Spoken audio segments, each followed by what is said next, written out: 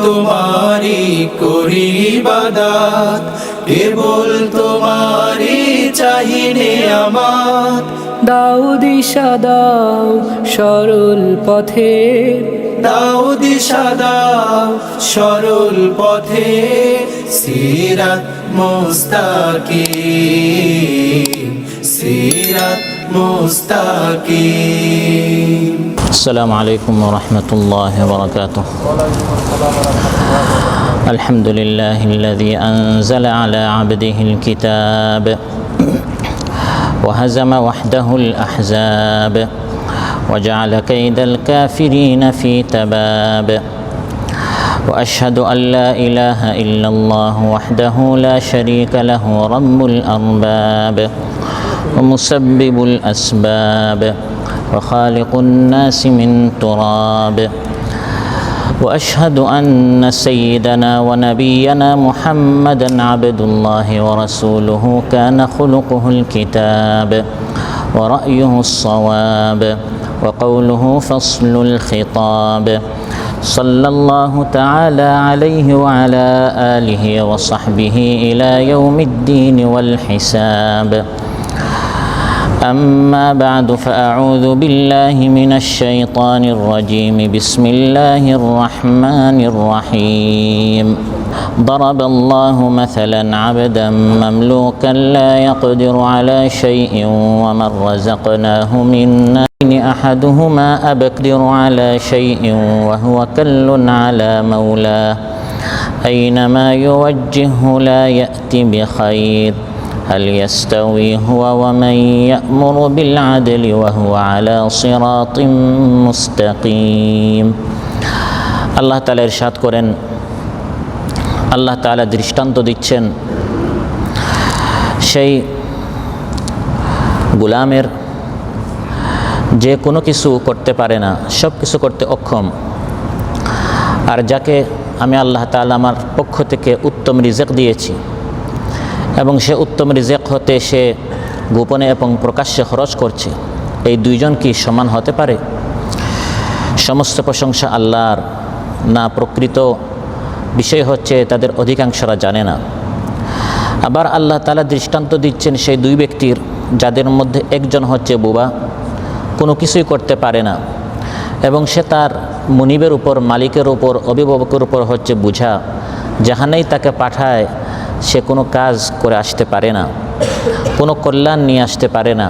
এই ব্যক্তি কি ওই ব্যক্তির মতো হতে পারে যে কল্যাণের হুকুম করে এবং সে সঠিক পথের উপর আছে? দোহাজাত ঈদের এই মসজিদে আয়োজিত আজকের এই পবিত্র মাহফিলে উপস্থিত মুসল্লি ভাইরা, সূরাতুন নাহল থেকে দুটি আয়াত ৭৫ এবং ৭৬ তিলাওয়াত করে এর সরল বাংলা অনুবাদ উপস্থাপন করলাম। এই দুটি আয়াতের আলোকে আপনাদের সামনে তাওহীদ এবং শিরিক, একমাত্র আল্লাহর ইবাদত আদায় করতে হবে এবং আল্লাহর সাথে কাউকে শরীক স্থাপন করা যাবে না, এই বিষয়টা বোঝানোর জন্য আল্লাহ তাআলা দুটি দৃষ্টান্ত দিয়েছেন। এই দুটি দৃষ্টান্ত বিস্তারিতভাবে আপনাদের সামনে আলোচনা উপস্থাপন করব ইনশাআল্লাহ। সম্মানিত ভাইরা, আল্লাহ সুবহানাহু ওয়া তাআলা আমাদেরকে সৃষ্টি করেছেন শুধু তার ইবাদত করার জন্য। ওয়ামা খালাকতুল জিন্না ওয়াল ইনসা ইল্লা লিয়াবুদুন। আল্লাহ তাআলা বলেন, মানব দানবকে সৃষ্টি করেছে শুধু আমার ইবাদতের জন্য। এই ইবাদতের ক্ষেত্রে মানুষ যেন আল্লাহর সাথে কাউকে শরীক স্থাপন না করে। শরীক মানে অংশীদার, বাংলায় বলা হয় অংশীদার, ইংলিশে বলা হয় পার্টনার। আল্লাহর সাথে কাউকে যেন পার্টনার, অংশীদার বান্দা স্থাপন না করে। সাধারণত মানুষ কাউকে শরীক কেন বানায়? শরীক শব্দটা আমরা বেশি বুঝি ব্যবসার ক্ষেত্রে, বলা হয় শরীকদারি ব্যবসা বা পার্টনারশিপ বিজনেস। সাধারণত পার্টনারশিপ বিজনেস বা শরীকদারি ব্যবসা কেন করা হয়?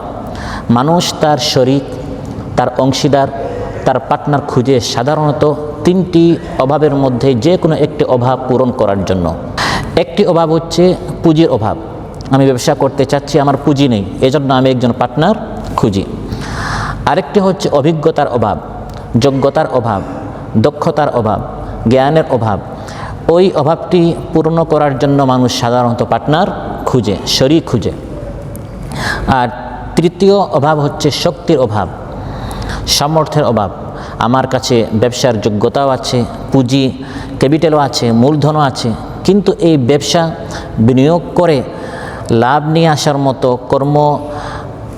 এর পরিশ্রম দেওয়ার মতো কর্মশক্তি বা স্বাস্থ্য এটা আমার নেই। এজন্য কর্মঠ একজন শরিক, একজন পার্টনার আমি খুঁজি।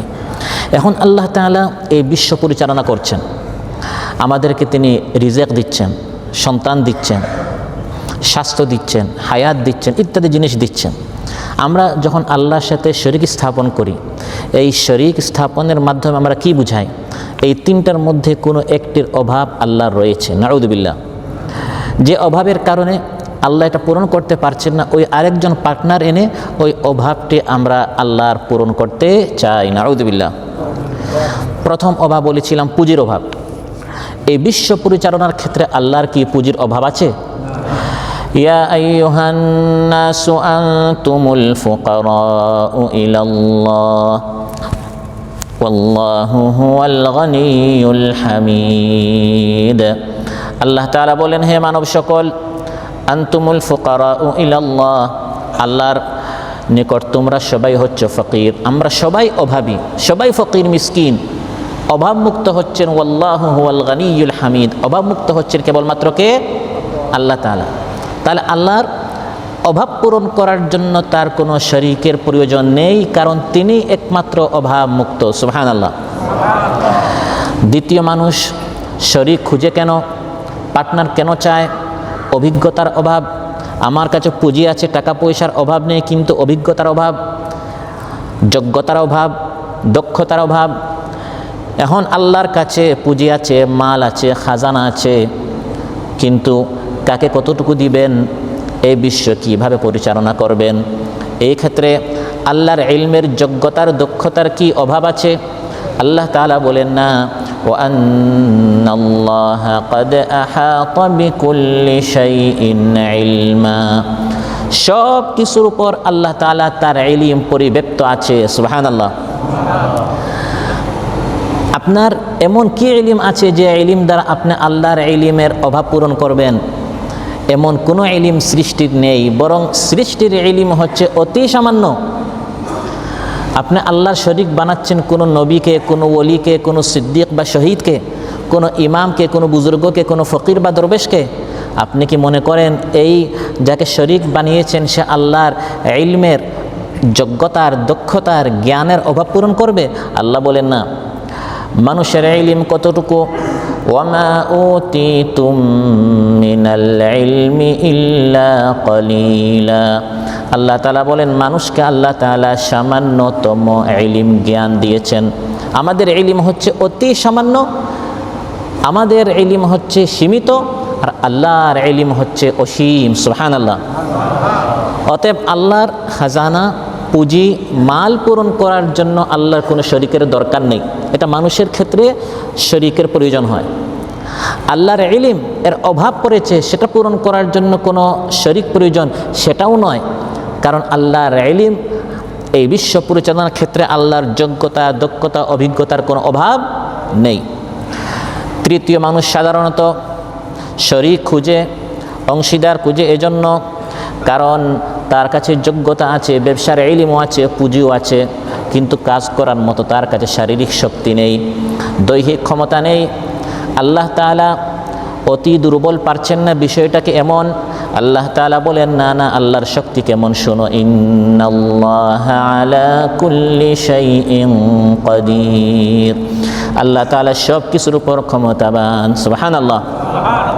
বরং সকল শক্তির ক্ষমতার উৎসকে আন্নাল কুওয়াতা লিল্লাহি জামিআন।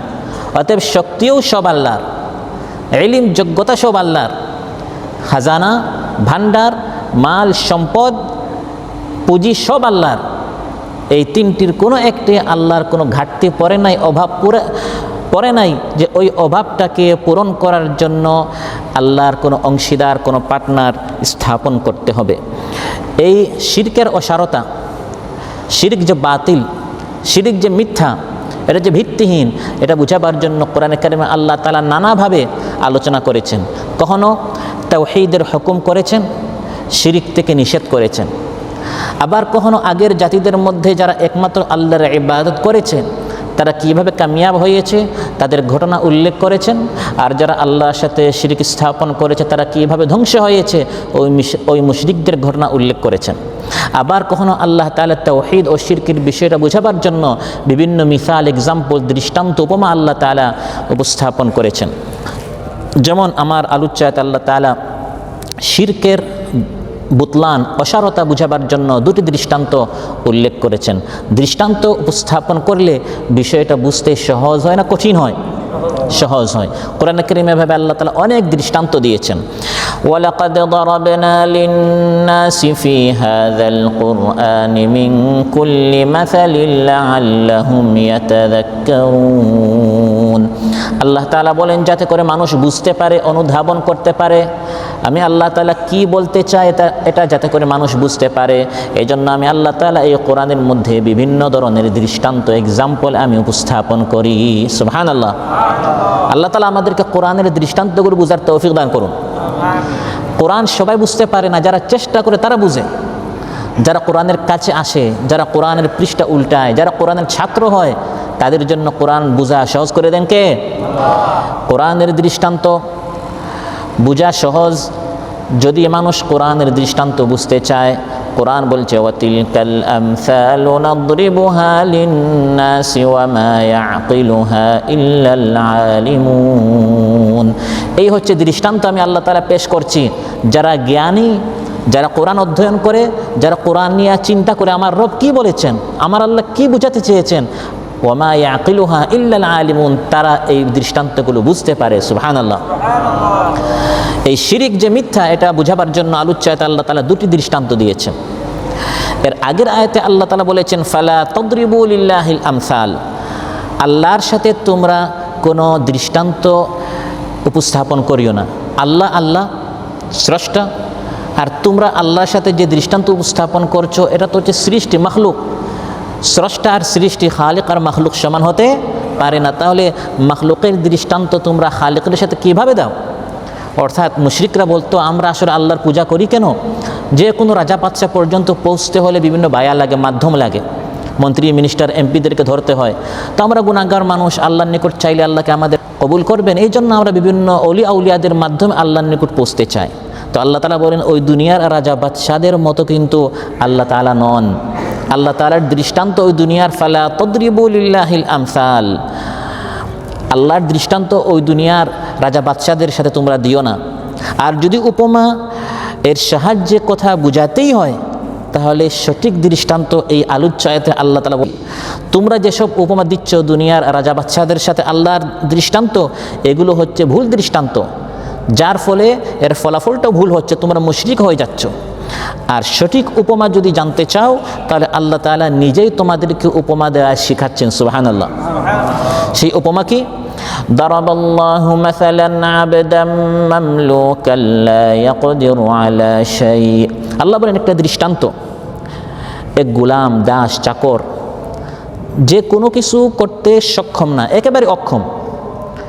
সে না খেতে পারে, না চলতে পারে, না টাকা ইনকাম করতে পারে, না খরচ করতে পারে, কোনো কিছুই করতে পারে না তার মালিকের নির্দেশ ছাড়া। এই গোলাম সেই মুনিবের সমান কি হতে পারে? যাকে আমি আল্লাহ তাআলা ওয়া রাযাকনাহু মিন্না রিজকান হাসানা, তাকে আমি অনেক রিজক দিয়েছি, টাকার প্রাচুর্য দিয়েছি। ফাহুয়া ইউনফিকু মিনহু সিররান ওয়া জাহরা, ওই মুনিব দিবানিশে রাত দিন খরচ করছে। একজন মালিক, তার হাতে টাকা পয়সা আছে, ইচ্ছা মতো রাত দিন খরচ করছে, যাকে ইচ্ছা তাকে দিচ্ছে, যাকে ইচ্ছা তাকে বারণ করছে, নিষেধ করছে, মাহরুম বঞ্চিত করছে। ওই মুনিব আর ওই গোলাম যে কোনো কিছু করতে পারে না, এই মুনিব আর গোলাম দুইজন কি সমান হতে পারে? হাল ইয়াস্তাউন, এই দুইজন কি সমান হতে পারে? যেরকম এই দুইজন সমান হতে পারে না, আল্লাহ তাআলা বলেন ঠিক তেমনিভাবে আল্লাহ রাব্বুল আলামিন যার হাতে আসমান জমিনের খাজানা রয়েছে, ভান্ডার রয়েছে, ইউনফিকু মিনহু সিররান ওয়া জাহরা, যাকে ইচ্ছা তাকে দিচ্ছেন, যাকে ইচ্ছা তিনি মাহরুম করছেন, যাকে ইচ্ছা আর্থিকভাবে সচ্ছল করে দিচ্ছেন, যাকে ইচ্ছা হাজারো চেষ্টা করে সে আর্থিকভাবে সচ্ছল হতে পারছে না, যাকে ইচ্ছা আল্লাহ পর তাকে সন্তান দিচ্ছেন, আর যাকে ইচ্ছা সে হাজারবার ডাক্তারের কাছে গিয়ে চিকিৎসা করেও এক সন্তানও পাচ্ছে না। এই সব কিছু যার হাতে সে আল্লাহ তাআলা। আর ওই মূর্তি, যেমন আল্লাহ গোলামের কথা বলেছেন, কোনো কিছু করতে পারে না।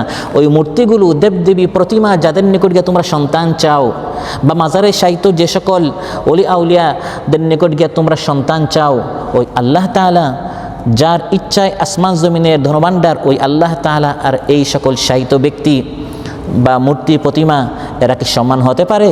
সমান হতে পারে না।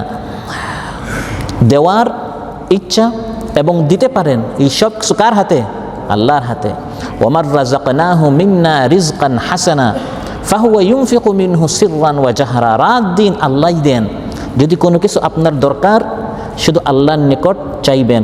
আরেকজনের নিকট চাওয়া মাত্রই বান্দা মুশরিক হয়ে যায়, কারণ সে এটাই বুঝাচ্ছে আল্লাহর হয় পুঁজির অভাব আছে, বা দেয়ার ইলম আছে কিনা, যোগ্যতা আছে কিনা এটা আল্লাহ জানেন না, বা আল্লাহর দেয়ার শক্তির অভাব। যে তিনটে অভাবের কথা শুরুতে বলেছিলাম, কোনো একটা অভাব আল্লাহর নিকট আছে বিধায় আমি মাজারে গিয়ে আরেকজনের নিকট চাচ্ছি, তিনি আল্লাহকে সাহায্য করে তিনি আমাকে দিবেন, নাউযুবিল্লাহ। অথচ আল্লাহ তাআলা বলেন ইউনফিকু মিনহু সিররান ওয়া জাহরা। আল্লাহ হচ্ছেন এমন, রাত দিন তিনি দেন। সুবহানাল্লাহ। বুখারীতে এসেছে ইয়াদুল্লাহি মালআ, আল্লাহর হাত সদা সর্বদা পূর্ণ। লা তাগীদুহা নাফাকা, দিতে দিতে কখনো এটা কম হয় না, কোনো ঘাটতি তাতে পড়ে না। সুবহানাল্লাহ। সাহাউল লাইলি ওয়ান নাহার, অবিরাম মুষলধারে বর্ষণকারীর মতো দান আল্লাহ করেই যাচ্ছেন, কখনো তাতে কোনো কমতি হয় না। আর আইতুম্মা আনফাকা মুনদু খালাকাস সামাওয়াতি ওয়াল আরদ ফাইন্নাহু লাম ইয়াগিদ মা ফি ইয়াদি। আসমান জমিন সৃষ্টি করার পর আল্লাহ তার বান্দাদেরকে কত দিয়েছেন তুমি কি দেখো না? তাতে কিন্তু আল্লাহর খাজানায় কোনো ঘাটতি পড়ে নাই। সুবহানাল্লাহ। এত অসংখ্য অগণিত মানুষকে আল্লাহ সন্তান দিতে পারলেন, আপনাকে দিতে কি আল্লাহ অক্ষম? এত মানুষকে আল্লাহ টাকা পয়সা দিতে পারলেন, আপনাকে দিতে কি অক্ষম? আপনি আরেকজনের নিকট গিয়ে সন্তান চান, রিজিক চান, চাকরি চান, ব্যবসা চান, তাহলে বান্দা মুশরিক হয়ে যায়। আল্লাহ তাআলা বলেন হাল ইয়াস্তাউন, যেরকম মালিক এবং গোলাম সমান হতে পারে না। যে মালিক স্বাধীন, যাকে ইচ্ছা তাকে দিচ্ছে, আর গোলাম সে কোনো কিছু করতে সক্ষম না, ঠিক তেমনিভাবে আল্লাহ তাআলা যার ইচ্ছায় আসমান জমিন চলে, তিনি হচ্ছেন, তার হাতে সব কিছুর ক্ষমতা রয়েছে। আর বান্দা আল্লাহকে বাদ দিয়া যার নিকট চাচ্ছে, সে কোনো কিছু করতে সক্ষম না। হাল ইয়াস্তাউন, এই দুইজন সমান হতে পারে না। কাফির মুশরিকদের সবচেয়ে বড় অপরাধ হচ্ছে তারা স্রষ্টাকে সৃষ্টির সমান করেছে। নাউযুবিল্লাহ। তাল্লাহি ইন কুন্না লাফি দালালিম মুবিন ইয নুসাউয়িকুম বিরাব্বিল আলামিন। মুশরিকরা জাহান্নামে যখন তাদেরকে প্রশ্ন করা হবে তোমরা জাহান্নামে আসলে কেন, তারা বলবে আমাদের সবচেয়ে বড় গুমরাহি হচ্ছে যে হে মূর্তিরা, হে যাদেরকে আমরা আল্লাহকে বাদ দিয়ে যাদের পূজা করেছি, যাদেরকে আল্লাহর সমান করেছি, আমাদের জাহান্নামে আসার প্রধান কারণ, প্রধান গুমরাহি হচ্ছে নুসাউয়িকুম। সাওয়া সাওয়া মানে কি? সমান। আমরা আরব দেশে আসার কারণে বুঝি সাওয়া সাওয়া মানে সমান। নুসাউয়িকুম বিরাব্বিল আলামিন, আমরা তোমাদেরকে রব্বুল আলামিনের সমান বানিয়ে দিয়েছিলাম। যেরকম মসজিদে এসে আল্লাহর নিকট চাইতাম, পাশাপাশি মাজারে গিয়ে গায়রুল্লাহর নিকট গিয়ে আমরা চাইতাম। এটি হচ্ছে আমাদের জাহান্নামে আসার প্রধান কারণ। নাউযুবিল্লাহ। অতএব আজ অনেক নামধারী মুসলমানের এই শিরকে পতিত, যে তারা গায়রুল্লাহকে আল্লাহর সমান করছে, অথচ কোরআন বলছে গায়রুল্লাহকে আল্লাহর সমান করা এটা কোনো মুসলমানের কাজ নয়, এটা হচ্ছে কাফিরদের কাজ, এটা হচ্ছে মুশরিকদের কাজ। সুম্মাল্লাযীনা কাফারু বিরাব্বিহিম ইয়া'দিলুন, যারা কাফির তারা তাদের রবকে অন্যান্যদের সমান বানিয়ে ফেলে। আর ঈমানদারদের ইয়াকিন হচ্ছে আল্লাহ একক। কুল হুয়াল্লাহু আহাদ, তার সমান কেউ না, তিনি হচ্ছেন অদ্বিতীয়, দ্বিতীয় আরেকজন আল্লাহর সমান নেই, তিনি একক অদ্বিতীয়, অন্য কেউ তার সমকক্ষ নেই। আলহামদুলিল্লাহি বাল আকসারুহুম লা ইয়ালামুন। আল্লাহ তাআলা বলেন সমস্ত প্রশংসা আল্লাহর, তিনি সন্তান দেন, তিনি রিজিক দেন, তিনি স্বাস্থ্য দেন, তিনি জীবন দেন, তিনি যৌবন দেন। আরেকজনের নিকট যাইও না, কারণ প্রশংসা আল্লাহর, দিচ্ছেন কিন্তু আল্লাহ তাআলার। অতএব প্রশংসা তোমার রবের করো, অন্যের করিও না। আমরা এই পৃথিবীতে আসার পর থেকে যত কিছু প্রাপ্ত হয়েছি, এই সব কিছু কার দান? আল্লাহর দান। তাই আলোচ্যাতে আল্লাহ তাআলা আমাদেরকে শিখাচ্ছেন শিরিক করিও না, অন্যের প্রশংসা করিও না, অন্যের গুণগান গাইও না। যা পেয়েছ সব আমি আল্লাহর দান। অতএব ভবিষ্যতেও যদি কিছু চাও আমি আল্লাহর নিকট আসো, আরেকজনের নিকট যাইও না। আলহামদুলিল্লাহ, সমস্ত প্রশংসা আল্লাহর। তিনি দিয়েছেন, তিনি দিচ্ছেন, তিনি দিবেন। সুবহানাল্লাহ। বাল আকতারুহুম লা ইয়ালামুন, কিন্তু অধিকাংশ মানুষ জানে না। অধিকাংশ মানুষ শিরকের মধ্যে নিমজ্জিত, আল্লাহর সাথে অন্যকে শরীক বানিয়ে ফেলে। অথচ মহাসত্য হচ্ছে আল্লাহ এক একক, তার কোনো শরীক নেই। এই হচ্ছে একটি দৃষ্টান্ত। আরেকটি দৃষ্টান্ত আল্লাহ তাআলা দিয়েছেন যে তার কোনো শরীক নেই। وضرب الله مثلا الرجلين أحدهما أبكم لا يقدر على شيء وهو كل على مولاه أينما يوجهه لا يأتي بخير। আল্লাহ দৃষ্টান্ত দিচ্ছেন দুই ব্যক্তির।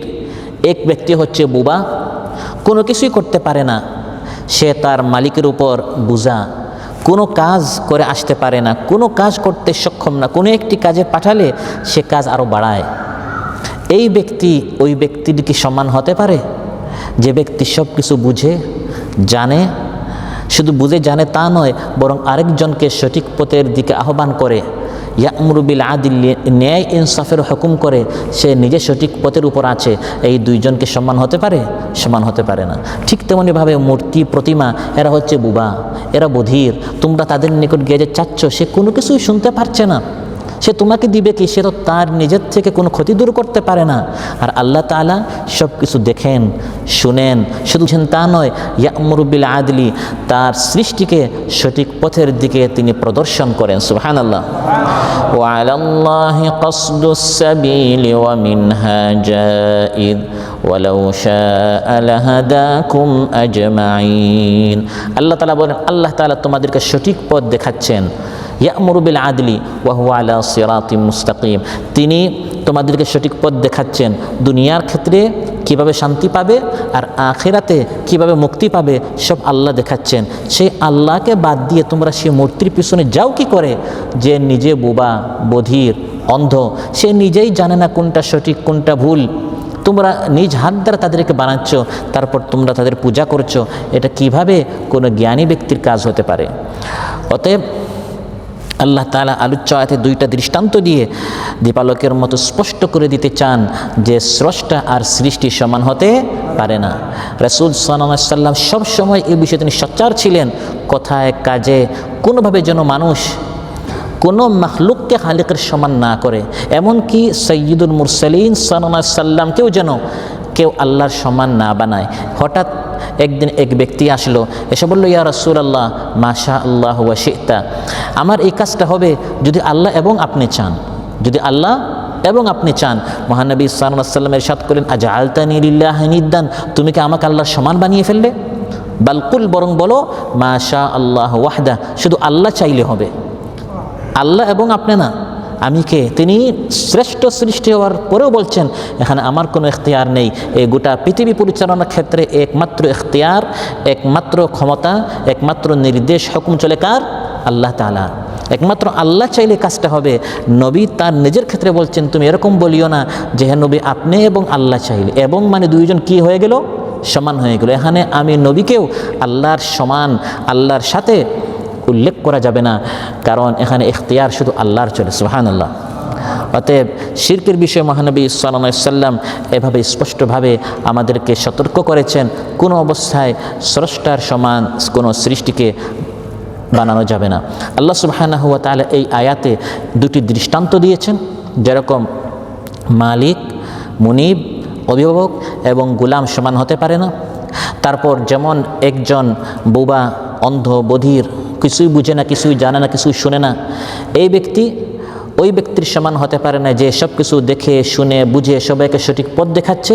ঠিক তেমনিভাবে আল্লাহ তাআলার সাথে এই সকল যাদেরকে শরীক বানানো হচ্ছে, এই দুইজন সমান হতে পারে না। এভাবে কোরআন কারীমের বিভিন্ন সূরায় আল্লাহ তাআলা দৃষ্টান্ত দিয়ে দিয়ে, মিসাল দিয়ে দিয়ে তাওহীদ আমাদেরকে বুঝিয়েছেন। সুবহানাল্লাহ। যেমন আল্লাহ তাআলাকে বাদ দিয়ে যাদের নিকট মানুষ গিয়ে চায়, এরা যে কিছুই দিতে পারবে না, এই বিষয়টা বোঝাবার জন্য সূরাতুল হাজে আল্লাহ আরেকটা দৃষ্টান্ত দিয়েছেন। এবং আল্লাহ আমাদেরকে ডাকছেন, মানুষ আসো, আল্লাহর দিয়ে একটা দৃষ্টান্ত শুনো। ইয়া আইয়ুহান নাসু দুরিবা মাসালুন ফাসতামিউ লাহ, হে মানব সকল একটি দৃষ্টান্ত দেয়া হচ্ছে, মনোযোগ দিয়ে শোনো। দৃষ্টান্তটা কি? ইন্নাল্লাযীনা তাদউনা মিন দুনিল্লাহি লা ইয়াখলুকু যুবাবান ওয়ালাউ ইজতামাউ লাহ, তোমরা আল্লাহ তাআলাকে বাদ দিয়ে যাদের পূজা করো তারা সবাই সম্মিলিত একত্রিত হয়ে একটা মাছি পর্যন্ত সৃষ্টি করতে পারবে না। وَإِن يَسْلُبْهُمُ الذُّبَابُ شَيْئًا لَّا يَسْتَنقِذُوهُ مِنْهُ, এবং মাছি যদি তাদের সামন থেকে, এই মূর্তির সামন থেকে, কবরের সামন থেকে, মাজারের সামন থেকে যদি তাদের খাবারটি নিয়ে নেয়, মাছি যদি তাদের খাবারটা নিয়ে নেয়, তোমরা যাদেরকে শরীক বানাচ্ছ তারা মাছিকে প্রতিহত পর্যন্ত করতে পারবে না। তাহলে নিজে থেকে যারা ক্ষতি দূর করতে পারে না, মাছিকে পর্যন্ত যারা দূর করতে পারে না, তারা তোমাদের থেকে বড় বড় বালা মুসিবত কিভাবে দূর করবে? দৃষ্টান্ত দিয়ে আল্লাহ তাআলা আমাদেরকে বোঝাচ্ছেন। আরেক আয়াতে আল্লাহ তাআলা দৃষ্টান্ত দিচ্ছেন, মহাসত্য হচ্ছেন আল্লাহ তাআলা, তিনি একক মাবুদ, তাকে বাদ দিয়ে তোমরা যাদের পূজা করছো তারা সবাই যে মিথ্যা। এই দৃষ্টান্ত কি? লাহু দাওয়াতুল হাক্কি ওয়াল্লাযীনা ইয়াদউনা মিন দুনিহি লা ইস্তাজিবুনা লাহুম বিশাইইন ইল্লা কাবাসিত কাফাইহি ইলাল মাই লিয়াবলুগা ফাহু ওয়া মা হুয়া বিবালিগিহি ওয়ামা দুআউল কাফিরিনা ইল্লা ফি দালাল।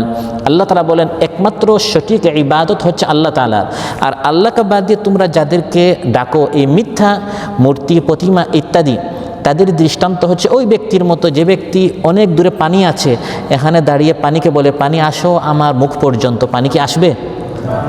কাবাসিতে কাফাইহি ইলাল মা, সে তার হাত পানির দিকে প্রসারিত করে বলছে হে পানি আমার মুখে এসে তুমি ঢুকো, আমার মুখে এসে তুমি ঢুকো। লিয়াবলুগা ফাহু, যাতে করে পানি তার মুখ পর্যন্ত পৌঁছে। পানি তো শুনতেই পাচ্ছে না, পানি তো নির্জীব একটা সৃষ্টি, যেরকম পানি আপনার এই ফরিয়াদ শুনতে পারছে না, কিয়ামত পর্যন্ত তাকে ডাকলে আপনি পিপাসাক্তই থাকবেন, ঠিক তেমনভাবে মূর্তির সামনে, মাজারে শায়িত ব্যক্তির সামনে কিয়ামত পর্যন্ত যদি সন্তান চান আপনি নিঃসন্তানই থাকবেন। যদি আল্লাহ না চান, আল্লাহ চাইলে সেটা ভিন্ন কথা, এই শায়িত ব্যক্তি দিবে না, এটা আল্লাহ তার ইচ্ছায় আপনাকে সন্তান দিবেন। আল্লাহ এভাবে দৃষ্টান্ত দিয়ে দিয়ে আমাদেরকে বোঝাচ্ছেন, সুবহানাল্লাহ।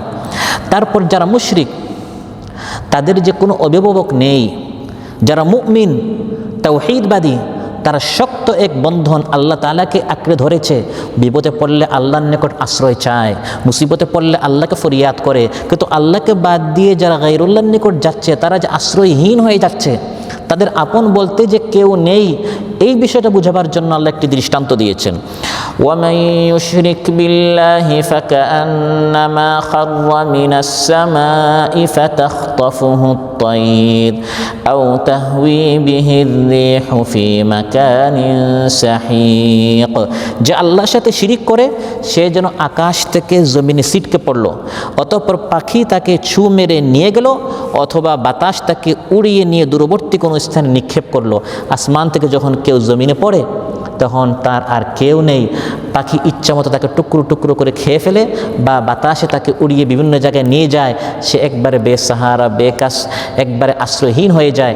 আল্লাহ তাআলা এই দৃষ্টান্ত দিচ্ছেন ওই মুশরিকের মতো, যে বিভিন্ন মূর্তির নিকট যায় আর মনে করে আমার অনেক অভিভাবক আছে, বা বিভিন্ন ভণ্ড পীরদের নিকট গিয়ে মুরিদ হয় আর মনে করে তারা কিয়ামতের দিন আমাকে বাঁচিয়ে দিবে। কিয়ামতের দিন দেখা যায় আসমান থেকে জমিনে পড়ে যে ব্যক্তি আশ্রয়হীন হয়ে গেল, ওই মুরিদরা এভাবে আশ্রয়হীন হয়ে যাবে, কেউ তাকে কোনো কাজে আসবে না। আর মুশরিকরা বিভিন্ন আশ্রয়ের নিকট যায় আর মনে করে এরা বিপদের সময় আমাদেরকে বাঁচাবে। এরকমও ভণ্ড মুরিদ, আমাদের ভণ্ড পীর আমাদের দেশে আছে, মুরিদদেরকে বলে বাবা কোনো বিপদে পড়লে আমার নামে ডাকি, আমি তোমার ডাকে সাড়া দিব। নাউযুবিল্লাহ। নিজেও মুশরিক এবং তার মুরিদদেরকে মুশরিক বানাচ্ছে, মুরিদদেরকে তার পায়ের সামনে এসে সাজদা করায়, বিপদে পড়লে আমার নামে ডাকিও, আমি তোমার ডাকে সাড়া দিব। আল্লাহ তাআলা বলেন, নিজেদেরকে যতই তারা মনে করুক আমরা শক্ত একটি অবলম্বন ধরেছি, তাদের এই অবলম্বনটা কেমন আল্লাহ দৃষ্টান্ত দিয়েছেন।